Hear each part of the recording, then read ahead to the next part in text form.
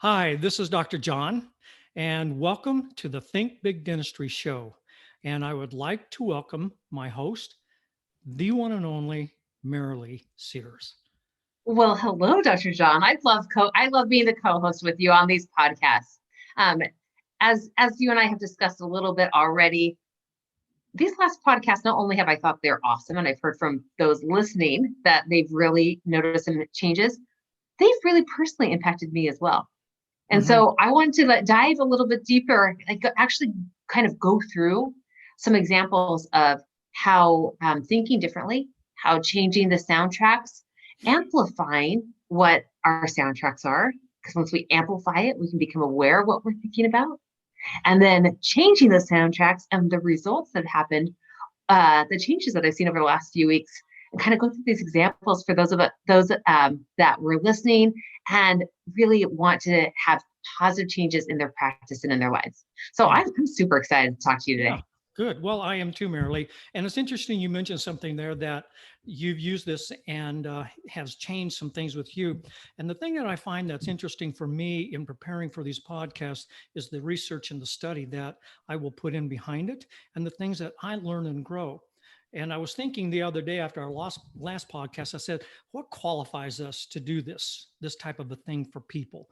Well, number one is I've been in dentistry in private practice for 42 years, and I've seen it all, done it all, and survived and really loved my practice.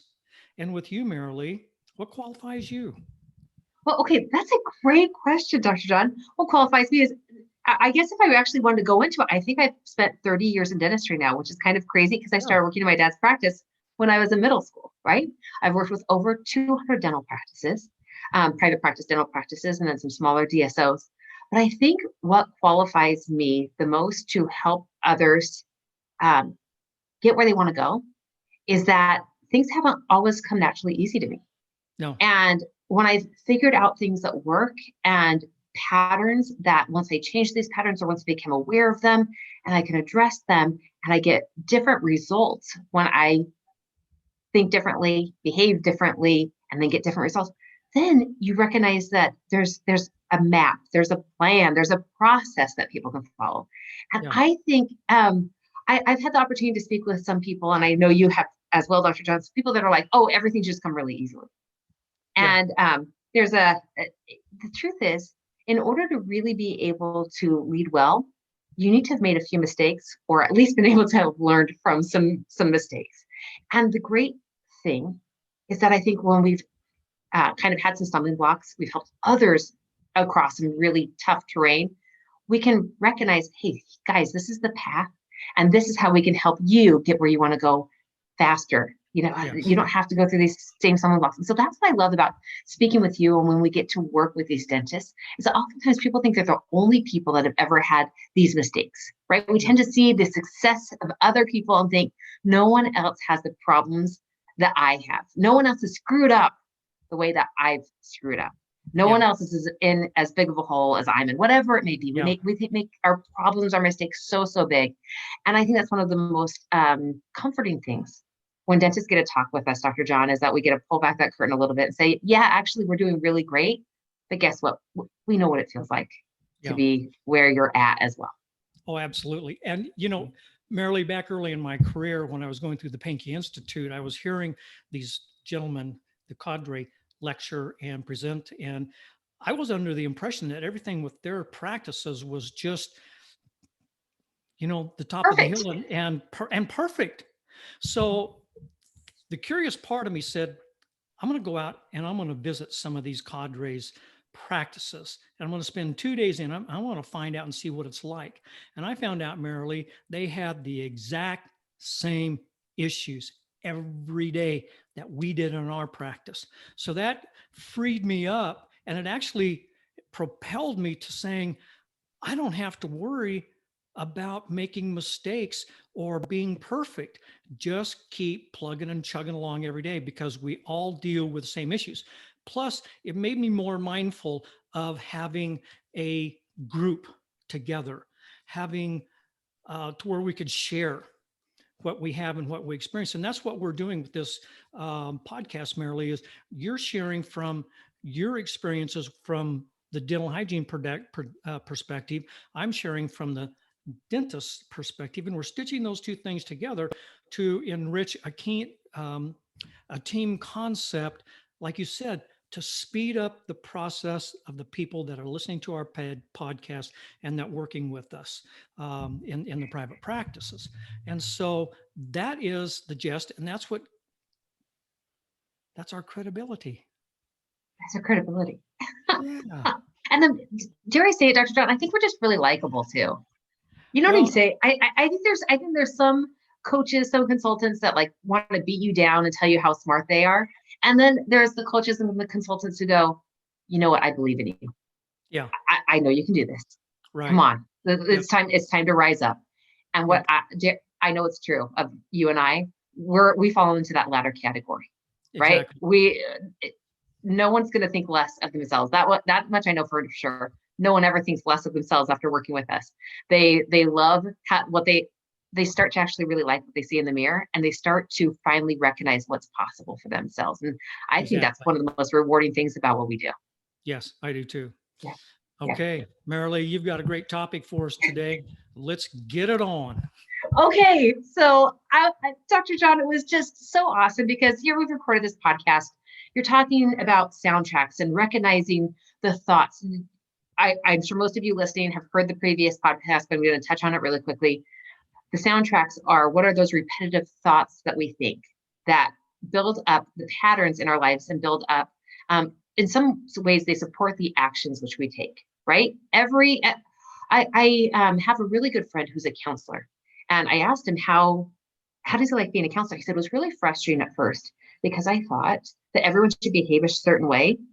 And I would get really frustrated when people wouldn't be getting they wouldn't be making positive changes in their lives, right?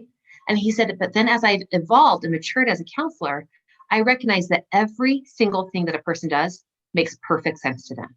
Yes, it does. Right. You're right. And so he said, so when someone can come in and, they've done something that to me makes no sense whatsoever, instead of saying, okay, let's change this behavior, whatever, what's going on.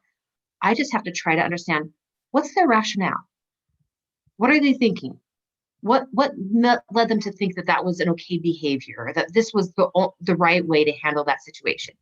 And I thought that was such a cool thing, because you and I aren't counselors, but our work is kind of the same thing sometimes, right? It is. Of okay, well, why are you thinking that treating your team that way is going to give you positive results? What makes you think that you can't have this? There's questions that sometimes come up when we're speaking with our clients, when we're speaking with dentists, that I think are really similar, which is, it does come down to those soundtracks. Like, what is it that you're believing and that you're saying to yourself? Because that leads to the actions and that leads to the outcomes. And so we had this awesome discussion, Dr. John, you and I talking about this and becoming aware of those soundtracks.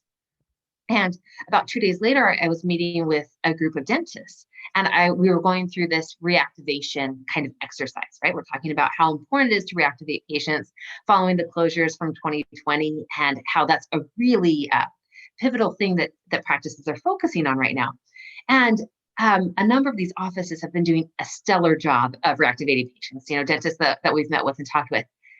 But there was one particular dentist who reached out to me afterwards and said, this isn't working for my practice. And they sent over in a paragraph, I wrote down a number of the objections that they wrote down. They wrote things like, I just know this isn't going to work. In fact, they did say this isn't working. They said, I just don't see how this is going to work. That's what they said. And they said, I'm afraid that patients are going to get annoyed with us reaching out to them. My team is already really busy, and I just feel like they won't want to do this, and that they probably don't even have the time, even if they did want to do this. And I'll be honest, my own thought pattern, I think I probably would have had more resistance, except that this came on the back of this awesome conversation. And I thought to myself, thank you so much for sharing your soundtrack with me, right? Yeah. That's essentially what they had done, is they'd shared their soundtrack of, okay, we're going through this exercise of this process of how we're going to reactivate so many, for this practice in particular, was it was several hundred patients that they had that were overdue and they need to reactivate in their practice. And instead of saying, okay, wow, we have over 400 overdue patients. Wow, this is such a great opportunity. Instead, the soundtrack that came up was, this isn't going to work. Patients are going to get annoyed. My team won't want to do this and they won't have the time. And so I was able to speak with this dentist, and we walked through, hey, this is the soundtrack that you're looking at, right? When we're talking about the process and the actions that need to happen, instead of thinking, okay, let's give this a try. The first phone call hadn't even been made, Dr. John, right? Like, Yeah. but they had already made the decision that this process wasn't going to work. And so I said, it's just simply a matter of like, let's just change the soundtrack, right? Let's just change these thoughts, because you're still going to have that thought come up if this isn't going to work. Our brains want to think. Our brains are problem solvers. And so they're going to find the problem, right? And so the process was shared. This is how you're going to go through and reactivate these patients. And their first thing was, this isn't going to work. And so instead of saying, okay, stop thinking that, I said, okay, let's have a new thought there. Let's put on a new soundtrack. How about a new soundtrack? How will I know this is working? What can I be looking at to know if this is working? What can I evaluate to know if patients are responding well? How can I show my patients that I care? How can these phone calls be something that build relationships? Why did I hire my team members? What do my team members do really well? Where do they excel at managing their time? Why will Karen, their front office person's name is Karen, so I'm going to use that. Why will Karen be great at this? Why will patients be happy to hear from Karen? And what can I take off of Karen's list of responsibilities so that she has the time to do this? And when we changed the script, this is the funny thing, Dr. John, the process didn't change, right? The process of, this is how you're going to contact these patients. These are the steps you're going to follow to reactivate these patients. Nothing changed in the process. It was the same thing I shared with him it was like a week and a half earlier. Then we had revisited it, yet no traction had been made whatsoever. Then we went through and we changed the soundtrack, right? We changed those thoughts from all the reasons why it wasn't going to work, just being kind of curious about the reasons why it could. We're not even saying like, this is going to be awesome. Patients are going to be so happy to hear from us. No, we're just going to like start asking better questions that give us better thoughts and lead us to want to actually perform these actions. Yeah, go right ahead. Yeah. This is interesting, Marilee, what you're talking about. So I listened to a podcast this last week where Dr. Robert Cialdini was the guest, and he has made a revised edition of his book, Influence. And if people don't know about Robert Cialdini, he wrote the book about influence and then the book about persuasion, and he sold 7 million copies of those books, and that's just phenomenal. He is regarded internationally as the father of influence, and he talked about this one concept here is, when you go into any meeting with someone, expect their absolute best. He says, when you do that, you go into that conversation or that interaction or that meeting with a feeling of generosity towards them.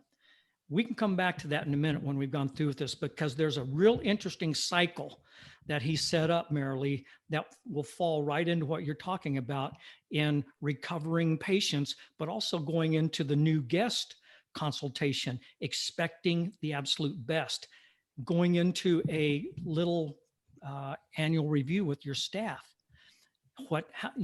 Expect the very best out of people. And what they were doing is they had soundtracks of, I'm expecting the absolute worst out of these people. And you've lost already. Your soundtrack is going to affect how you speak and how you interact with these people. So go ahead.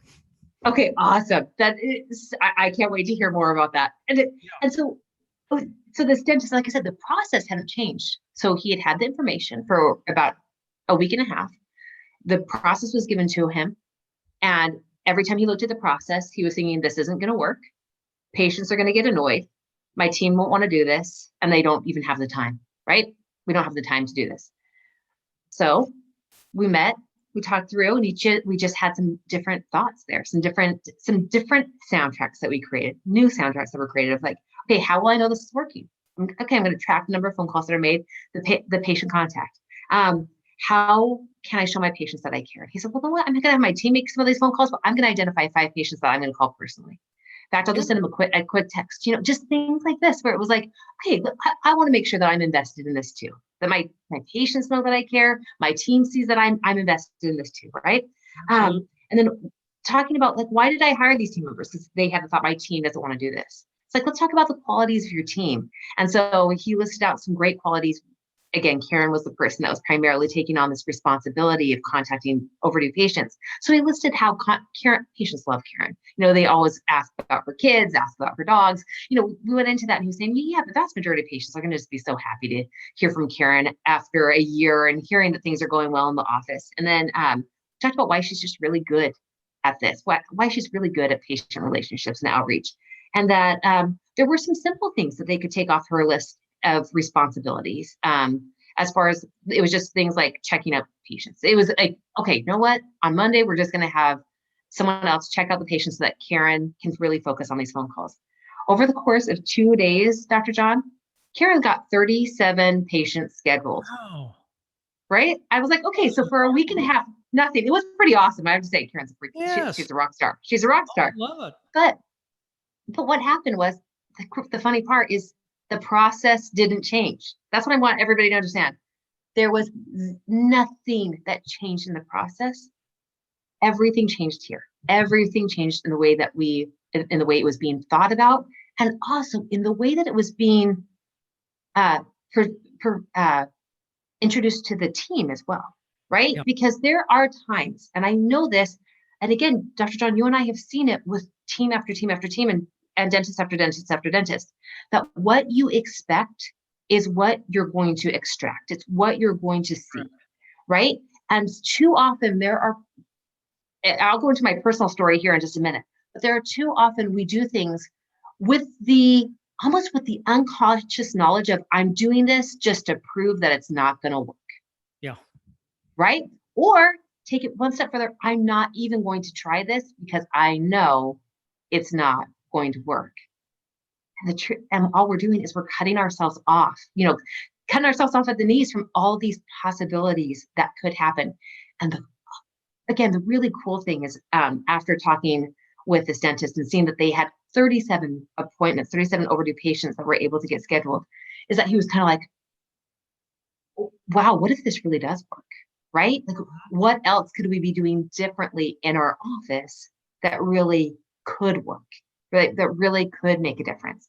Yeah. And it just led to such an awesome breakthrough. And the funny thing, Dr. John, is that after I got off the phone with that dentist, it was on a Thursday. And that weekend, I was kind of thinking that over, and it was like, okay, in what areas of my life am I saying I want a certain result, but my thinking, my soundtrack is not supporting that result? And so I'm going to get totally personal here. I'm going to just dive into it with you all, right? I'm just going to let it out here because 2 weeks have passed and it's been a really positive, impactful, powerful thing. So I'm just going to be, quarantine has not been my favorite thing at all.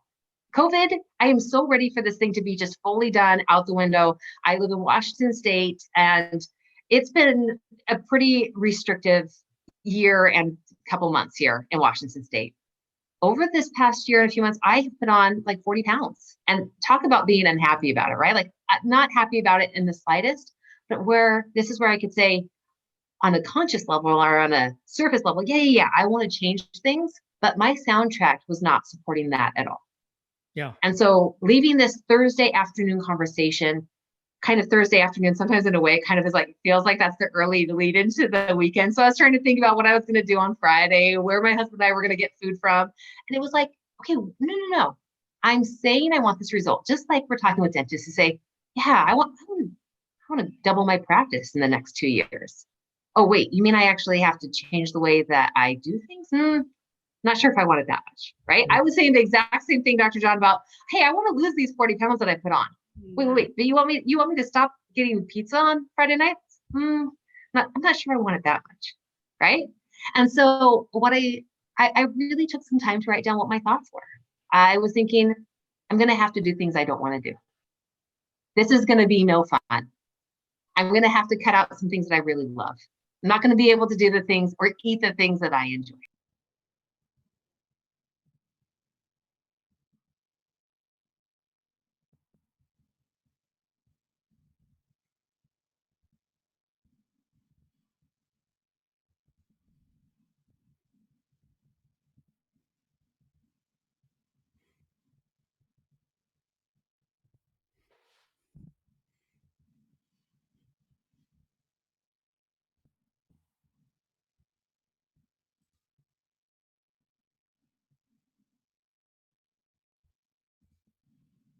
why do I want to take care of myself?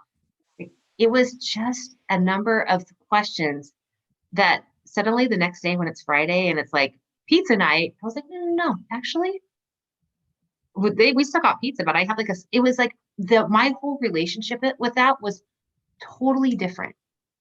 And this is the cool thing is that when we changed our soundtracks, not only do we get better results, but we get sustainable results, right? Because we can have somebody kind of over us and saying, you got to do this, Marilee, you got to do it, you got to do it. And then as soon as I'm left to my own device, guess what? That thinking is going to show itself and those results might not stay there anymore. But when those changes become part of us, then the results become sustainable and we begin to actually recognize the different opportunities that we have for growth and just better results. Yeah. And so over these last 2 weeks, Dr. John, it has been, I would say it's been the easiest time I've ever had in my life to eat really, really healthfully. And at the same time, I think you've always been a super healthy person. So only people who have like struggled with weight, I think can understand this. It feels like it's like you versus you. Like when I'm trying to lose weight, it oftentimes feels like me versus me. There's the me that really wants, like that has that bigger vision. And then it's the me that wants what I want right now. Yeah. Right. Like I just want and for the first time over these past 2 weeks, because of the changing of the soundtracks, I feel like those two people are communicating. They're getting along. They're no longer at odds with each other. They're actually on the same team. Gosh, And I just thought that's a great statement. It's a pretty great way to feel. Your two selves are aligned. That's a good one, Marilee. I like that. Yeah. And so I just wanted, like, I have noticed such a difference in the last couple of weeks that I was like, Dr. John, do you mind if I like share a personal experience on our next podcast? Do you mind if I really dive into this a little bit? Because I know that for each and every person who's listening, you have to have at least one area in your practice or in your life where you're like, I wish that was different. I wish that this was easier. Yeah. Right. Yep. Right. And so it's like, I know I want to just, again, really pull back the curtain and be transparent about, guess what? I have a lot of amazing, great things happen in my life. My life is not perfect. Marilee Sears. Oh yeah. There's still plenty of work to do here. However, like, it's just, I kind of felt like Hair Club for Men. I'm not just the president, I'm also a client. Think Big Dentistry Show. We're not just the host. Like, I'm also definitely, like, as you said, Dr. John, we learn so much when we're working with dentists, when we're working with teens. We learn so much when we're doing these podcasts about how we can grow as individuals. Yeah. And I think that is the credibility that I hope actually matters the most to everybody, is that we're continually growing and challenging ourselves to do better, to be better.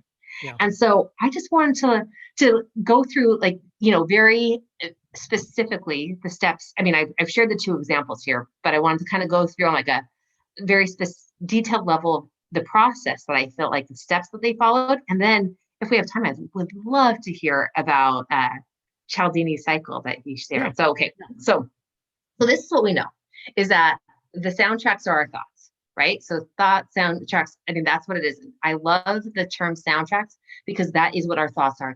They are repetitive. They are a pattern.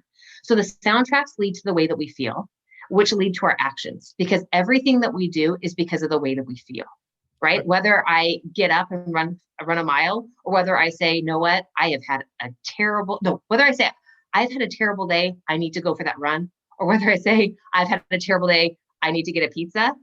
That is fully based off of my thoughts and my goals, right?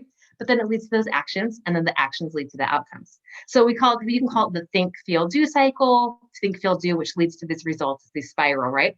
But I think the first part is that it just is so important to actually pin down that one area, right? Because sometimes when we're talking to dentists, at least I feel like this is the first step, and sometimes what people get hung up on is like, okay, so what do you want to focus on? And sometimes we're like, I want to change everything, right? Like I want to fire my team. I want to throw it all out the door. I want to start fresh. I want to do it all over. It's like, okay, guess what? 99.9% of the time, That's not the way it's going to happen, Yeah, right? We're that not burning this down. It's not gonna work. that It's won't not work. going to work. It doesn't work. It doesn't work because no matter where you go, you're still taking yourself, right? Like there, yeah, That's the truth. yeah. That is the truth. And so I think it's really important to just be like, okay, let me just choose this one thing. And so for me, it really was like, I'm just going to focus on my dinners, right? For this gentleman, for this dentist in Georgia, it was like, I'm really just going to focus on reactivating patients, right? Just choose one area where you're going to become aware of what those thoughts are, what those soundtracks are. And what I like to say is, it could be anything. It could be the way that you manage your team.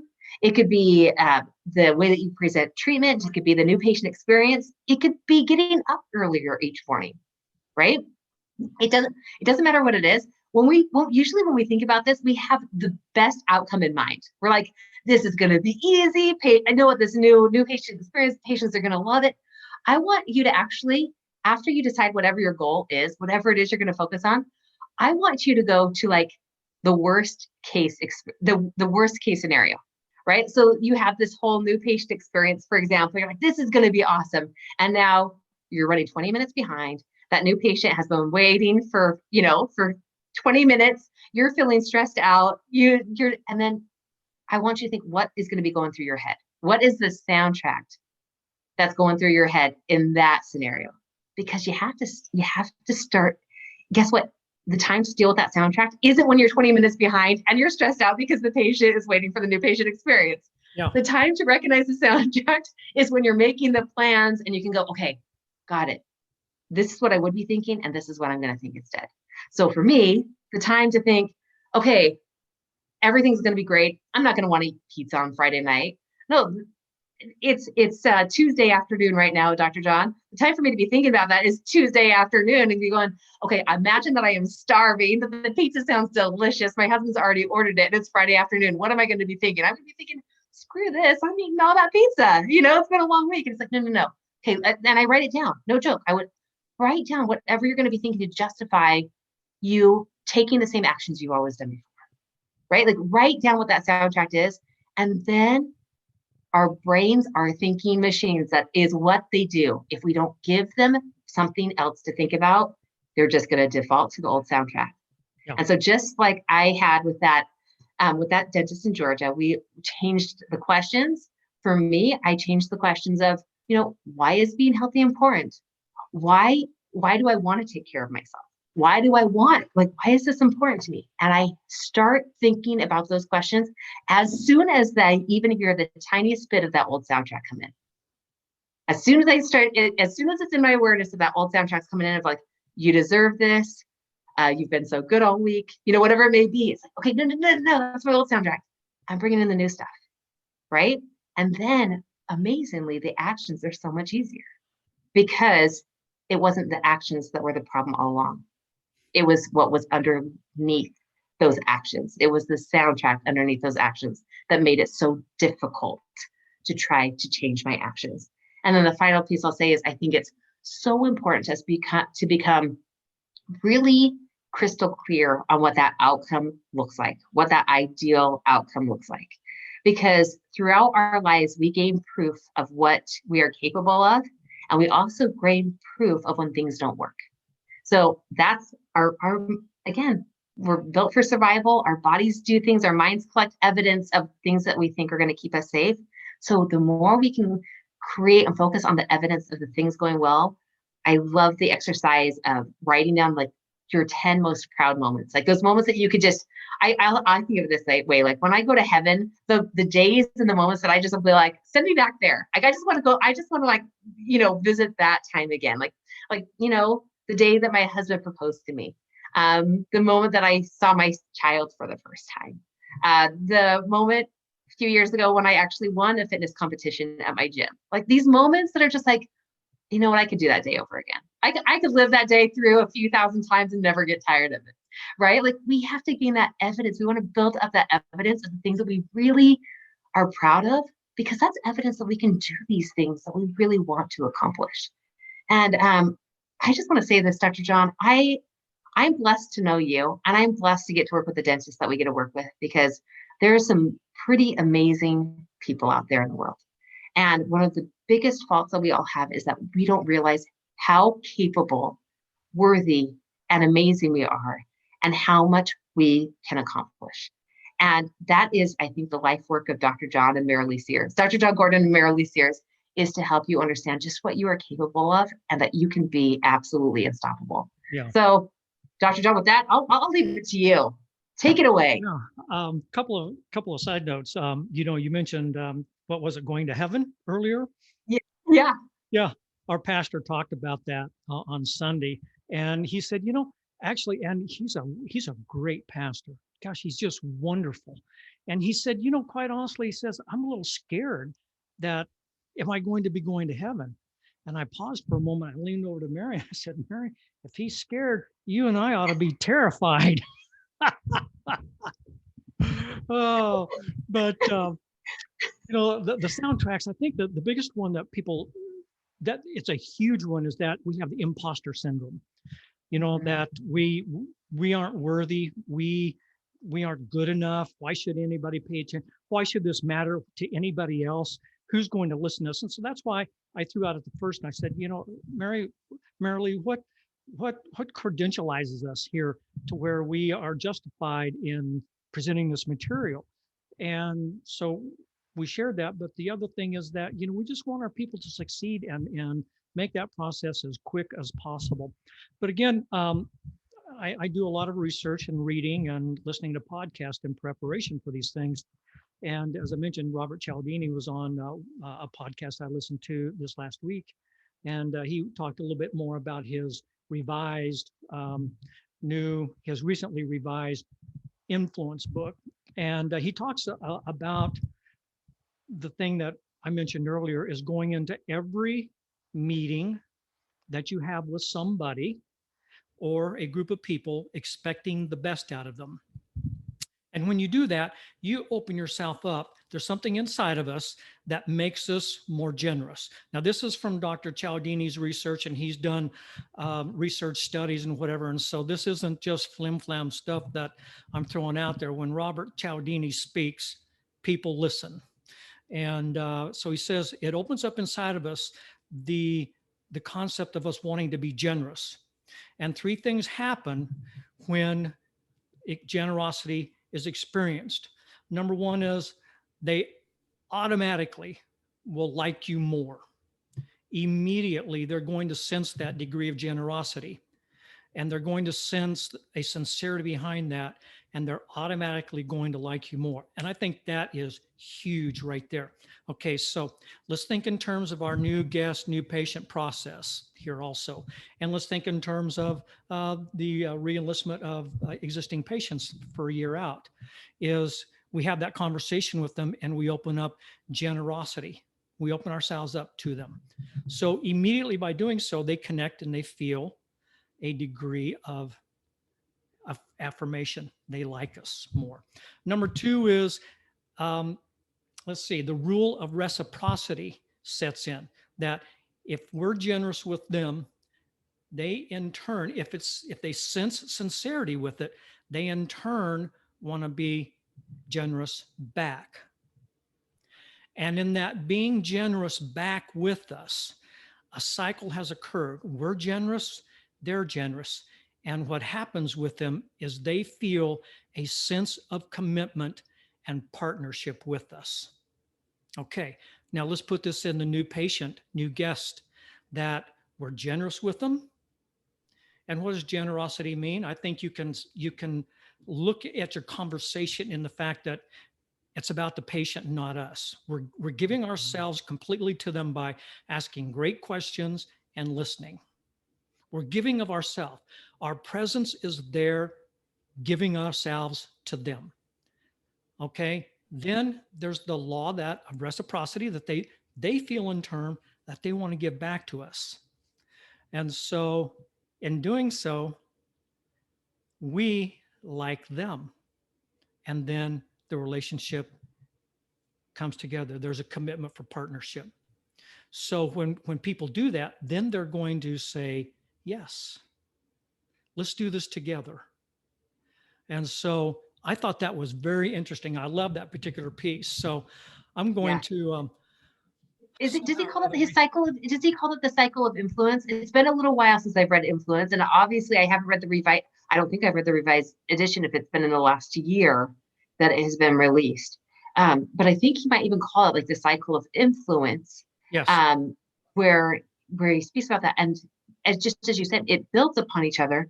Yes. And I think the most generous thing we can be to someone is be generous with our attention. Correct. And Absolutely. the questions and the way that you focus on your patients, and where truthfully how you were able to build so many amazing relationships that created your incredible practice, Dr. John. That's exactly it. Is that we think there's nothing more valuable than giving someone our undivided attention. Correct. And that's the most precious gift that we can give, Marilee. And when we're talking about generosity, we're not talking about the new patient gift bag that we give people, a little cup of coffee and the coffee grounds in the coffee cup and whatever. That's not. Patients are very smart about that. They know that, that's a gimme. Mm-hmm. The real gift is us to them, and us paying attention to them and validating them as people and adding value to their life. That is the true generosity. Then they will turn around and be generous with us and say, I really like you. You are the one that has to do my dentistry.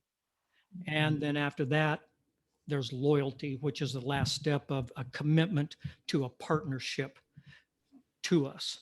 And so every time I listen to that gentleman, I pick up something really, really valuable. And so if you haven't, folks out there, if you haven't read his books or listened to him, Google him on the internet and familiarize yourself with them. If you study his material, I guarantee you will be a far better communicator, and you'll have far more success in your practice and with your new patient experience. I know you're correct in that, Dr. John. It's 100% the case.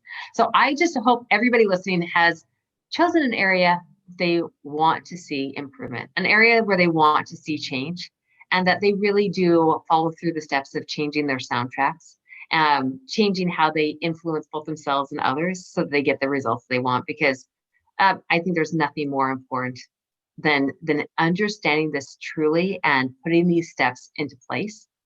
But actually doing them. It's one thing to hear something. It's another thing. I mean, Dr. John, that's one of the things that, again, I really admire about you. You don't just listen to a podcast. No. You don't just read a book. There is no such thing as Dr. John just taking in information and going, okay, that's nice. And like, here you go, Marilee. See, exactly. This is what I do. That's, yep. It's always, okay, got it. Where can I incorporate this? What can I change? How can I be better because of this information that I just learned? Yeah. That's why you're the best, Dr. John. Yeah. Well, it's fun, Marilee. And again, that's why we put this podcast together, is to help our friends out there, and I'm going to call them friends, succeed in their practice. And we want them to succeed in their practice because that spills into their family life and the life around them. And so that's what we want for them. And we wish them all the best. And so we hope you've enjoyed today's podcast. Marilee had a great topic, had some great examples there. Feel free to contact us with our Gmail email account. You can catch that in the show notes, and go to our Facebook account. There's more information about us on that, and don't hesitate to get with us. We'd love to hear from you, and we'll have another podcast for you in a week to 2 weeks. So enjoyed it, Marilee.